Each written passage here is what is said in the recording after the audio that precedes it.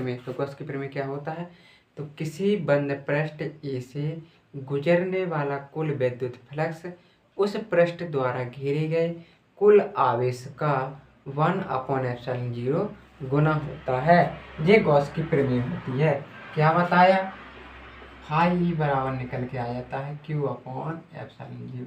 बताया है किसी बंद पृष्ठ ए से गुजरने वाला कुल विद्युत फ्लक्स उस पृष्ठ द्वारा घेरे गए कुल आवेश का 1/ε0 गुना होता है। ये भैया फाई ई है विद्युत फ्लक्स, ये कुल आवेश है Q जो घेरा गया है 1/ε0। ε0 यहाँ पर निर्वात की विद्युतशीलता है, जिसको हमने पिछले चैप्टर में पढ़ा था।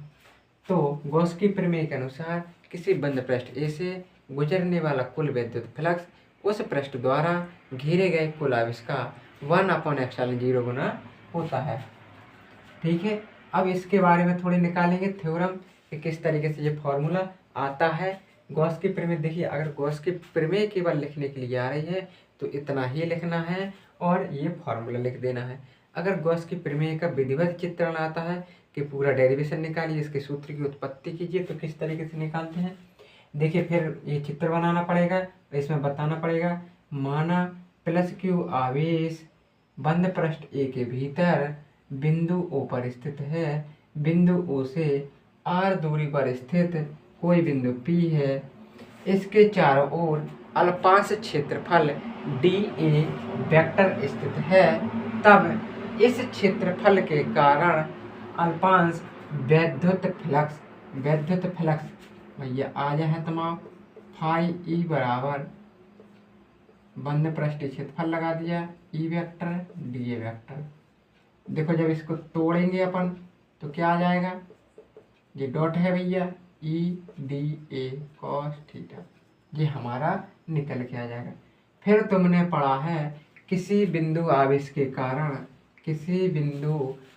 के कारण उत्पन्न विद्युत क्षेत्र की तीव्रता। देखो ये कोई पॉइंट आवेश है +Q, R दूरी पर स्थित कोई बिंदु P है, तो यहाँ पे विद्युत क्षेत्र की तीव्रता क्या हो जाएगी 1/ε0 Q/r²। ये हम पिछली क्लास में पढ़ चुके हैं चैप्टर 1 में, जहाँ हमने पढ़ाया था किसी बिंदु आवेश के कारण विद्युत क्षेत्र की तीव्रता। इसमें भैया मान रख देंगे ई का, तो हमारा क्या आ जाएगा, हमारा आ जाएगा ई का मान रखेंगे तो 1/ε0 Q/r² dA cos थीटा, ये हमारा आ जाएगा। फाई बराबर देखो 1/ε0 ये बाहर निकाल लो, Q बाहर निकाल लो, बंद पृष्ठ समाकलन dA cos θ/r²।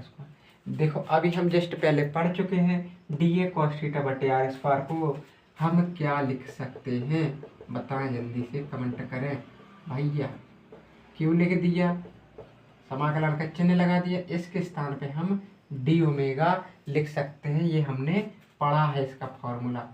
इसके बाद हम लगाएंगे 1/4πε0 Q।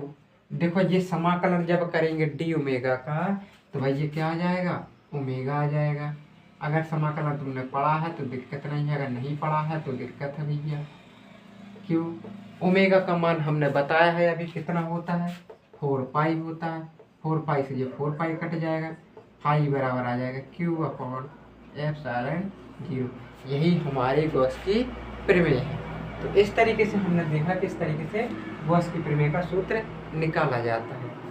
ठीक है, तो आज की क्लास में हम इतना ही रखते हैं। मिलते हैं नेक्स्ट क्लास में। नेक्स्ट क्लास में हम इसके आगे चर्चा करेंगे, बताएंगे कौन सी चीज़ कितनी ज़्यादा इम्पोर्टेंट है। मिलते हैं नेक्स्ट वीडियो में, तब तक के लिए जय हिंद जय भारत।